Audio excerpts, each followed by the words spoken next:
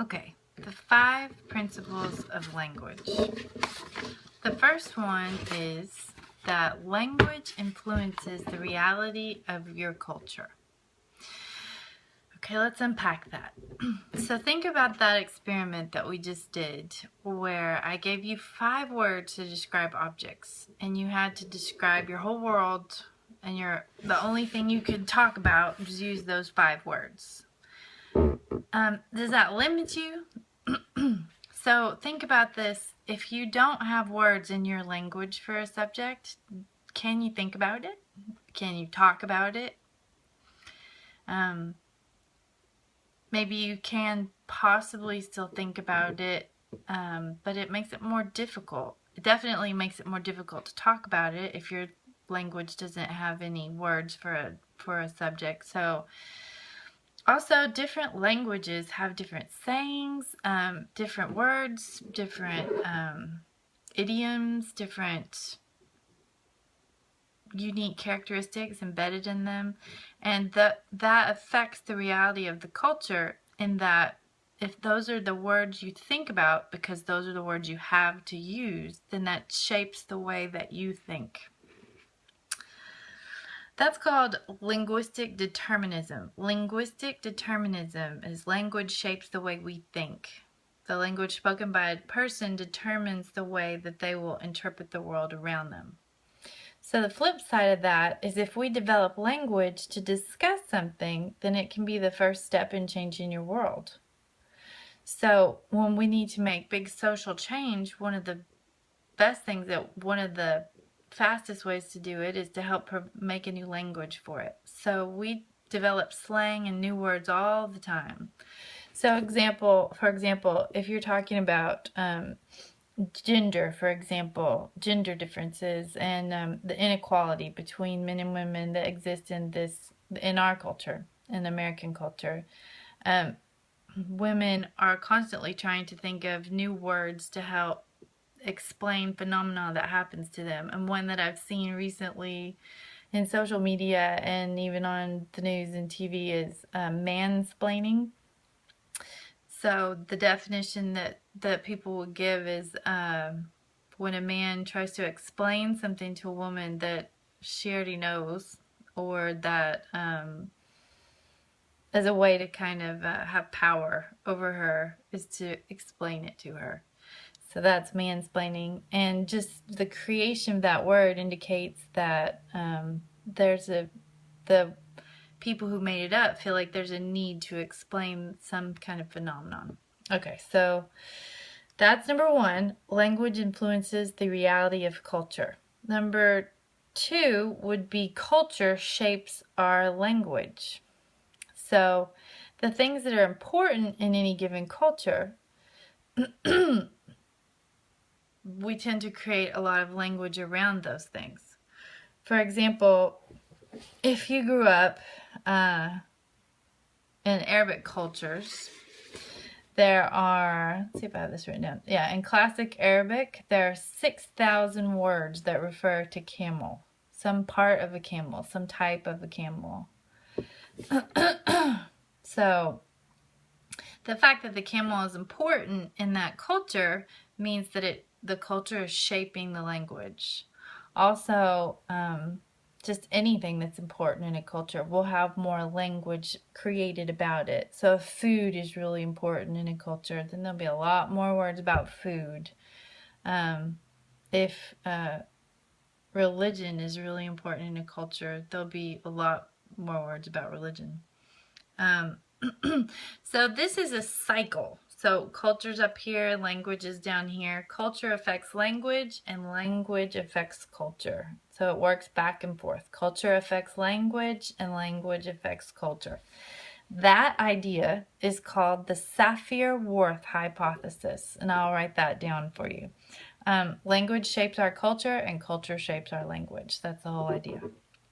Okay, so related to that is number 3. So number 1 was language influences the reality of culture, because you're writing these down. You're taking notes, right? Writing these down.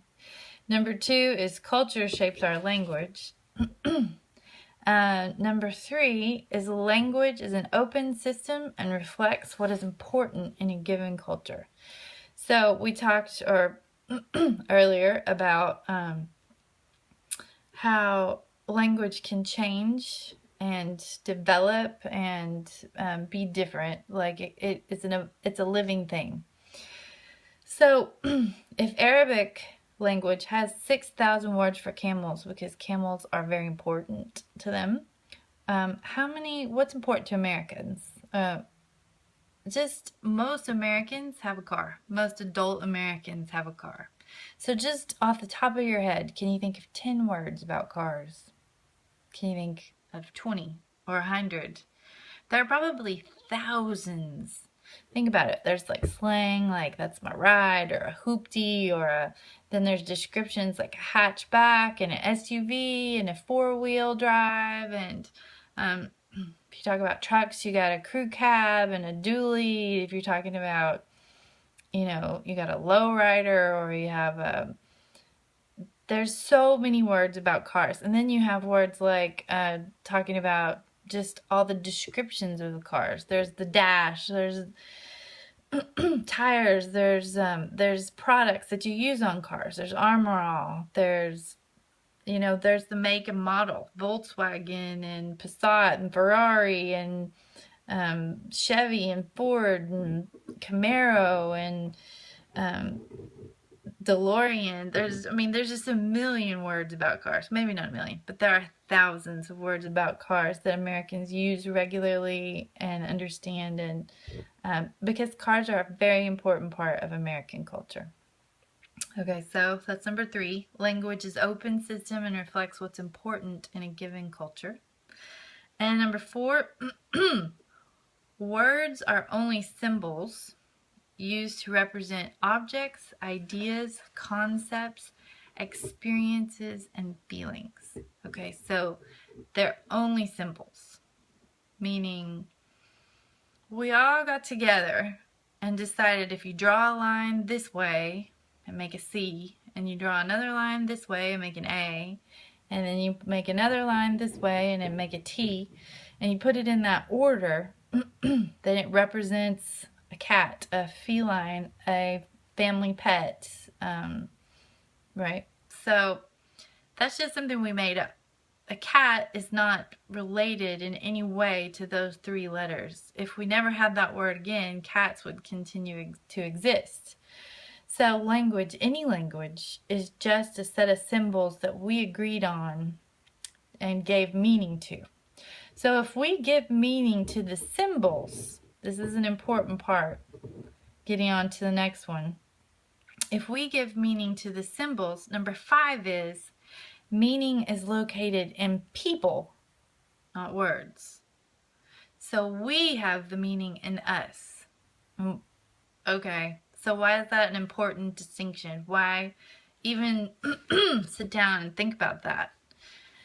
It's because words, sticks and stones may break my bones, but words will never hurt me. But they do. When you're a kid and people say mean things, it cuts, right? So part of the power of that is thinking that words have meaning. So while it's not always nicest intentions when people use what we feel like are not nice words, it takes some of the power away from the words themselves, okay? So in class, I have people do this exercise, and it's totally, like, I did this exercise in my undergraduate program, and it is very uncomfortable. It's a very uncomfortable exercise, but it really helps bring home this idea. So I have the students get a piece of paper and write the word God on the paper, and then step on the piece of paper. And some people can't do that, and some people can but feel uncomfortable. And for some people, they see the idea of the exercise before we talk about it afterwards, and that these letters are not the Almighty. They're just the letters. And so if you wrote a word that means God in another language, would you have an easier time stepping on it if that symbol didn't have meaning for you? If you weren't putting meaning into that symbol, could you step on it? So the reason behind this is not to be anti God. It's to show how much feeling and emotion we link to a symbol.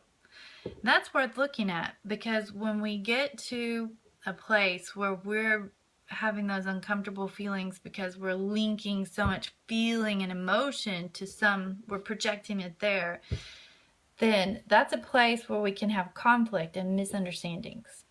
Okay? So let's look at the types of meaning that lie in people. So your book talks about this a little bit, but I want to cover it here too. It's a really important distinction. So there's a denotative meaning. There's a denotative meaning and a connotative meaning. The denotative meaning is the dictionary meaning. So I always just remember it's D for dictionary, right? Denotative is dictionary. Connotative meaning, that's more complicated. That has to do with the filter that we talked about with the communication model. The connotative meaning is everything that the word means for you. So I gave you an example with the filter about someone who liked dogs and someone who didn't like dogs because of all the experiences that they'd had. One had had good experiences and loving, and the other had, I think I had said, been bitten and hated dogs. So they have very different connotative meanings for the word dog. All right, so connotative, let me just tell you what I have written down here, is the meaning a word has for you, what the word suggests or implies to you. Okay, so let's take another loaded word like marriage. So if someone is just recently divorced, they have a very different feeling and ideas and thoughts and emotion connected with that symbol, the word M-A-R-R-I-G-E, marriage.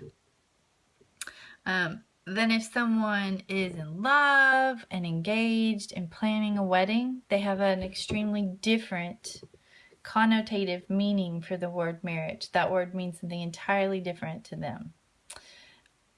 It means, and here's the important thing to remember, this is a very important takeaway. One symbol, like the word marriage, will not have the same connotative meaning for any two people on the planet. Because you walk through your life collecting millions of little thoughts about the word marriage. Every time you see something about marriage on TV, everything about your parents' marriage, everything about everyone you've ever met who's been married, everything in your world that's related to that word adds up together to be your connotative meaning for that word. And every single symbol that you use, so every single word that you use has a connotative meaning, and it will be different than any other person's on the planet. So that's a huge takeaway, because again, if we're putting meaning into a symbol and we're really thinking that the meaning lies in the symbol, but no two people on earth have the same understanding of that symbol, then that leaves a lot of room for misunderstandings and conflicts and problems. So it's good to be mindful of that fact the whole time that you're communicating with others, that's one of the reasons there can be disagreements. So those are the 5 principles of language.